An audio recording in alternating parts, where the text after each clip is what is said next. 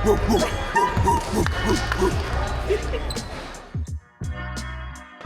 of the morning, everybody. So here we are. It's game day, but to me it ain't that serious. It's more about connecting with people from the other Caribbean countries, and just having a good vibe. And basketball just happens to be the facilitator of all of this, But yeah, this is now the 4th annual Emancipation Day basketball tournament here in Taipei. We'll get into a little bit of that later on. But first and foremost, gotta go catch my train here at the MRT station. This is actually just my 3rd year. I wasn't in the country at the time of the first one, so back home. But yeah, so Emancipation Day, marks the end of slavery. And it's recognized on August the 1st. Today is August the 2nd, but my close enough, right? Because a Sunday is more convenient for people to come up to Taipei rather than a Saturday, so. Yeah, let's see how this goes today. And guess where I'm going? Of course, the usual spot. Before we get to the spot, let's take a quick trip down memory lane to talk about the history of the tournament, because it's come a long way since its inception. So the Basketball Emancipation Tournament started back in 2023, an initiative led by the then Belizean ambassador, Ms. Candace Pitts. It was something to bring the community together. So the rules were as follows. Each team must have a female player on the team at all time. Inclusivity, making sure that everyone felt involved. It wasn't just the males running up and down playing basketball. No, we gotta have the women involved too, because it's all about bringing the community together. And due to the fact that each team would have a female player, only that female player could guard the opposing female player. And teams were limited to half-court defense only. So if you get the rebound, the team that missed must go back down and just leave you alone. So the inaugural tournament only had 4 countries at the time: Belize, St. Vincent and the Grenadines, St. Kitts and Nevis, and St. Lucia. During that time, I wasn't here, so there's only so much I know about it. I don't even have much to to show you about it either. St. Vincent and the Grenadines were the inaugural champions, and unfortunately, Belize placed 4th out of 4.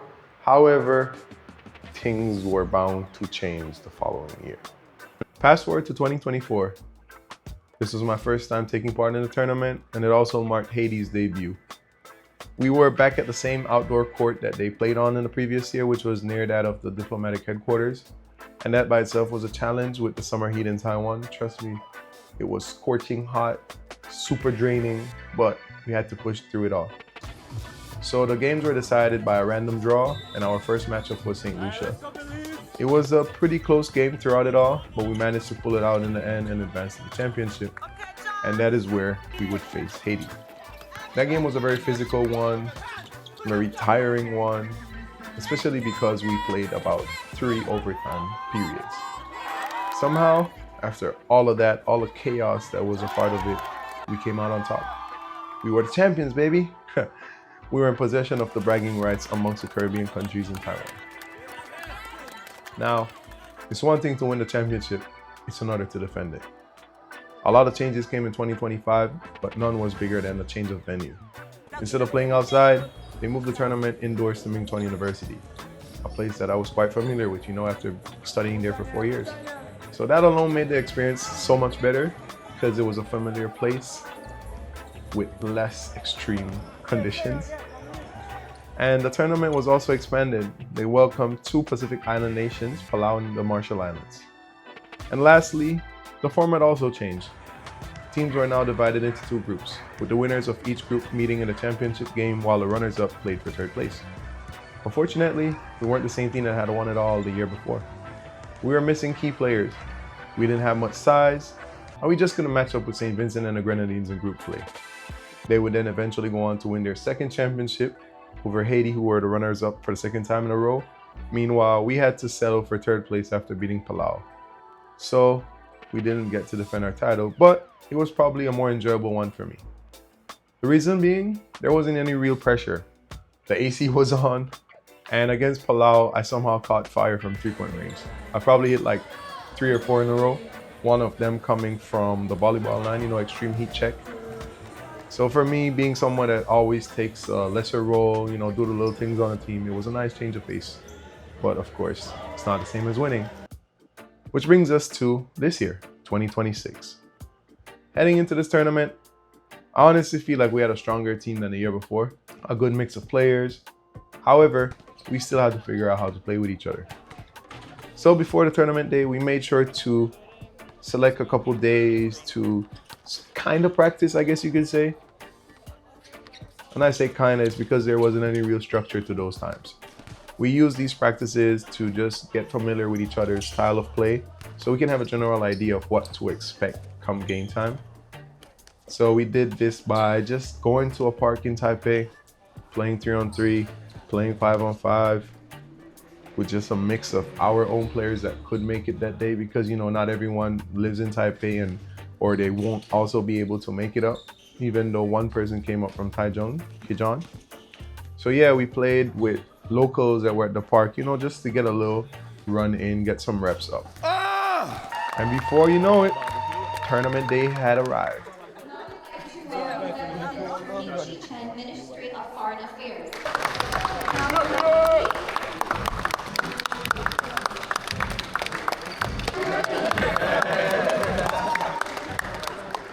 This year's format looked a little different from the previous years.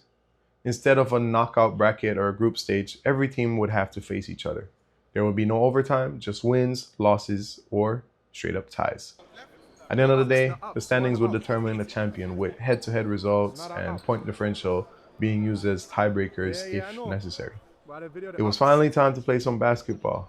But of course, our first challenge, a rematch of the 2024 championship, Belize versus Haiti.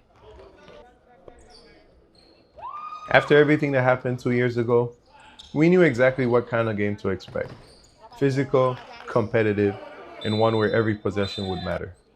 Right from the opening tip, both teams were matching each other's intensity. There were a lot of aggressive plays, bodies were hitting the floor. Neither team was ready to give any kind of advantage to the other. For us, one player stood out that game. Kenny, a new player to the team. His energy, his pace, relentless effort, all of those things gave Haiti problems all morning long. Whether it was attacking the basket, pushing the fast break, applying intense pressure on defense, he completely changed the tempo when he was on the floor. However, even with all of that, it wasn't an easy game by any means. But at the end, we managed to spread out the lead and build a decent enough cushion, come away with a hard-fought win, and start the tournament exactly the way we wanted to. 24 points and 18-27. Play the game. Play the game while I wake up for 5:30. Well, must be 5 o'clock. He's a dog.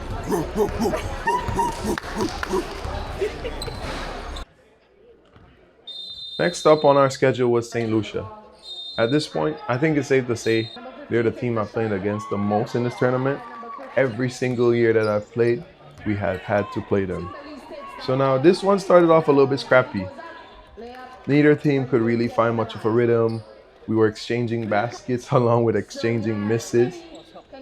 Eventually though, we managed to put together a nice little run to create some kind of separation that we continued to build on throughout the course of the game.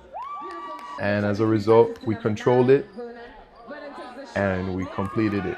2 games, 2 wins. Exactly where we wanted to be at this point of the day. That is game 32 for Team Belize, who came out victorious 24, Team St. Lucia with a beautiful effort. No. I told 23 to get some baby powder for them shoes. After starting the day 2-0, our eyes were fixed on making sure we win everything to lock things off. Next up, for our third match was that of St. Kitts and Nevis. I think at that point in the day, after playing 2 games, having a lot of rest, we just came out way too flat. Now I'm not making an excuse. I'm not trying to downplay their performance as well, because they played with a lot of energy. They came with more heart, they hustled a lot, and they never let us get comfortable. It felt like every time we managed to create some kind of little separation, they found a way to scrap and pull themselves right back into the game. Fortunately for us, Ja had other plans. He caught fire from beyond the arc, and his shooting gave us exactly the spark that we needed to keep them at bay throughout the game.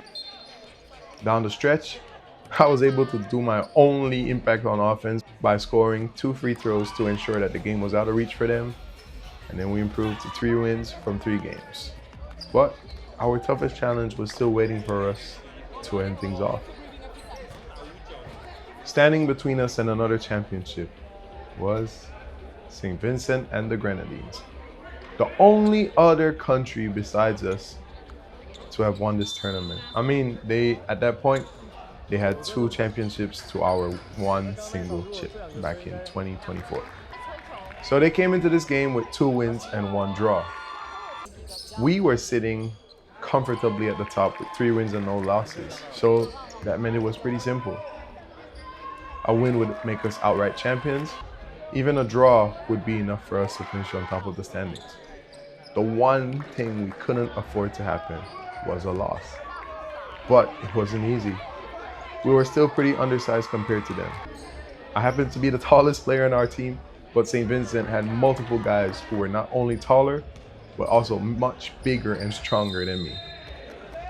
For most of the game, we managed to stay ahead. Whenever they started to build some momentum, we'd find a way to answer. But as the game went on, their size really began to take over. They attacked inside and eventually found a way to edge in front of us.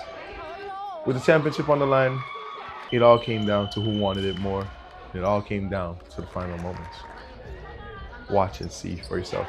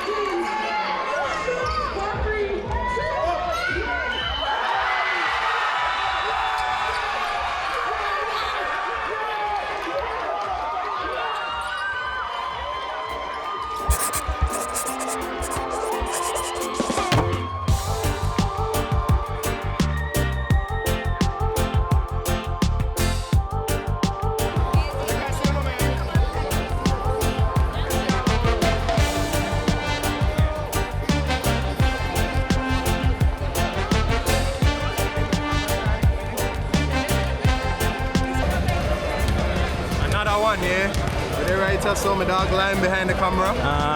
Maybe next year for you. Maybe next year. Right, yeah. So I don't know. I hear with the champ. Champ, how do you feel about being champ? Well, just another day, you know. But you, to be honest, right, I feel like I rub you the most. You check? They beat us by 3. I'm made too happy about it, but you know what I mean, game is game. So me ain't gonna fret up, me ain't about it, cause me ain't no punk, you know what I mean? But at the end of the day, I tell him and give him a dog fight, and a dog fight is what he got. So Josh, no, big up. Yo, just a chill at Johanshan, the way to my dog. But to wrap this thing up, right, I have to say big up to the whole squad. We bring back this chip. We win 2 years ago, 3rd last year. Back on top again. Big up the squad, especially a man like Ja. Had 1 game, the man catch fire. Kenny, the first game, just gonna simple bang, just overall in the grind and do his work. Who else? Big up the ladies, same way now, fun size. Big up my dad Jaden, blind like me. We had a rough day, couldn't sit too good. Next year I need contact. Solomon, and I have to look on this picture before I forget people. How I forget? Kijan to secure that big put back for lock off the game there. But I start play. Also big up to all the other countries. Even though some games are a little bit extra physical, all the ambassadors. But of course big up to ours the most, Miss Catherine. Her Excellency, my bad, if I know to say this thing correct. Miss Main. Also big up Miss Ivy for always come through with all the logistics and things same way. So we're back on top. First year Vincent, 2nd year we, 3rd year Vincent, now we again. Next we see what next year bring. Catching up on the next one.